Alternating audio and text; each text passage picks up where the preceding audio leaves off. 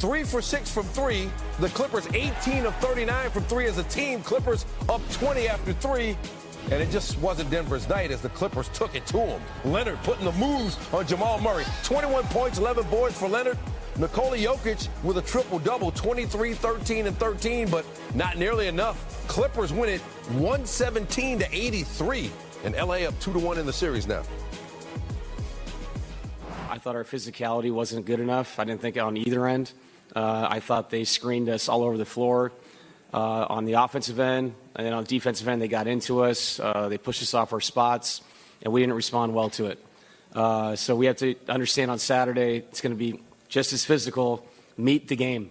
Don't show up and think the game's going to be some kind of flow thing. It's not. We're both trying to win 4 games in the series, so we got what we deserved. We'll reassess tonight, watch the film, get back together, clean the slate, and come back and try to win Saturday. Adelman replaced Michael Malone just for the playoffs. Remember that. James Harden, 20 in the first half. Quiet second half for him, but by then, Clippers had got their work done. Here's Harden after the game. It's a good start. It's a good game one. From the fan game one and into it. Yeah, from the fan aspect though, just what was the energy? It was cracking. It was loud.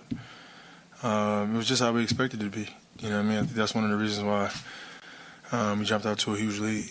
You know what I mean? They got behind us and we just rode that wave.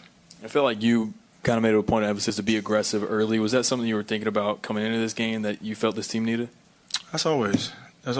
Me being aggressive is not just scoring. It's, facilitating. It's doing other things. So, I got some shots to fall early, and that kind of just, got the guys rallied up, and, everybody made shots. We had opportunities, especially in the first 2 games, and shots that we didn't make, which this league is a make or miss league, you know what I mean? So we knew other guys, that hadn't, made shots in the first 2 games were going to make shots, and, they did that tonight. James, you guys finished the first quarter on a 10-0 run, and it seems like from then on out you guys imposed you guys' will defensively. Yep. Never really looked back. Why are you guys so locked in defensively? I know game 1 you guys fell short, but it seems like since then you guys have been locked in. You guys haven't really had any letdowns. We've been that way all year long. Yeah. That's our calling. That if we wouldn't even be in the postseason if it wasn't for our defense. So we know going into games, no matter what happens offensively, we gotta be on point defensively. That's what keeps us in the game. So we've been like that all year, and as much as perfect as we want to be, we aren't. So we make mistakes, we cover for each other, and we just continue to be resilient and keep fighting defensively. And the first game, we 20 turnovers on the road. You can't win. It's very, very difficult to win, and we still gave ourselves a chance. Tonight, how many we had? 10. That's the game right there. Game 2, we had 10 as well. So you do that and you rebound the basketball, you make shots, you give yourself a chance to win. James, to you, right? I'm curious to know, what the conversation at halftime was. You guys had a lead, and you know that, you play well to start that second half, and you have control of the game. What was the conversation like to just amongst each other to maintain control that y'all built and established? There are some things that we still could have got better at, like pick and roll. Jokic is up. He's doing a good job of being up. And, the first half, Zoo had 3 or 4 opportunities where he got the ball into the basket and he missed a layup. I think he got fouled one time, and I forgot that happened the other 2 times. But, Zoo, go dunk the ball. Finish those plays. You know what I mean? So there's things like that offensively that we can get better at. And there's some things that we adjusted to defensively that we saw that they were doing that we felt we can get better at. And so it just, it's constant. There's no let-ups. There's always communication, and there's always, room for improvement for us. Was good, and also great. Nikola Jokic, a triple-double, 23, 13, and 13 once again, but the Nuggets get thumped by 34. That was the worst loss in NBA playoff history when a player has a triple-double. It also happened in Game 2 of this series, so Jokic also becomes the first player in playoff history to lose consecutive games with 20-point triple-doubles. Does Kawhi Leonard get the... Marcus? You want to say something?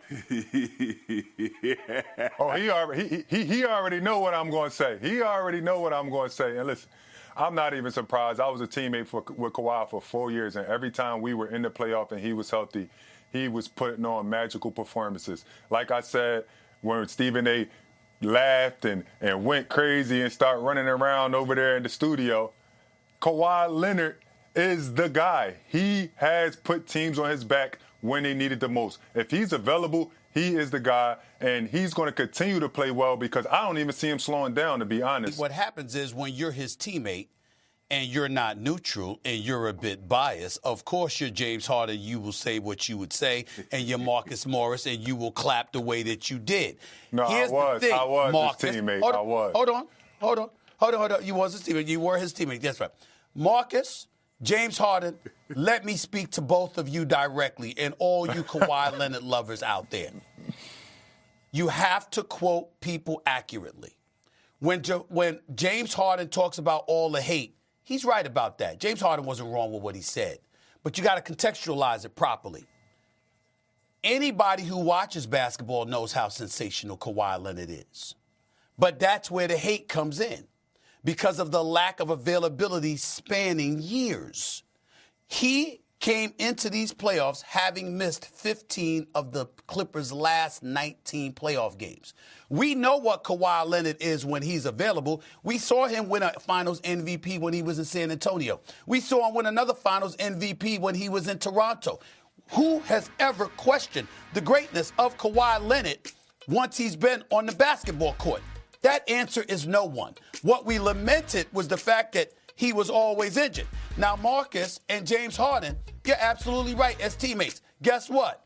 If he were my teammate, I'd be the same way about him. I'd come to his defense because the brother attempted 15 shots in game 1 and made 15 in game 2, shooting damn near 80% from the field. He was sensational last night. And guess what? To watch him play, watching him run up and down the court, you have a right to salivate, to crave that from him more often. His absence of availability through no fault of his own. He got injured. We get all of that. It's not like the man was faking injuries. But the reality is that there was such a flagrant lack of availability. That's why we said what we said about him. It didn't stop him from blackmailing the Clippers. Get Paul George here. Otherwise, I'm going to go sign with the Lakers. It didn't stop him from getting all the perks that came with it. What we said was when Paul George got hurt, we flagrantly saw what that injury is. We wondered whether his career was over when he got injured, for crying out loud, because of the way he came down on his knee. We saw Kawhi Leonard drop 38 one game, 31 another, walk off the court, look perfectly fine. And then the next day we learn he out for the rest of the playoffs. We're like, damn, what the hell's going on here? There's nothing wrong with people going like this. Damn it. He's so great. I want to see him. I'm tired of him being unavailable. That's all it has been with Kawhi Leonard. Nothing else. So James Harden and Marcus, I appreciate where y'all coming from. But if y'all going to come at people for throwing shade on Kawhi Leonard, let's just be accurate. All we were saying is, damn, you great. We really, really want to see you out on that court because with you, the Clippers could win a championship.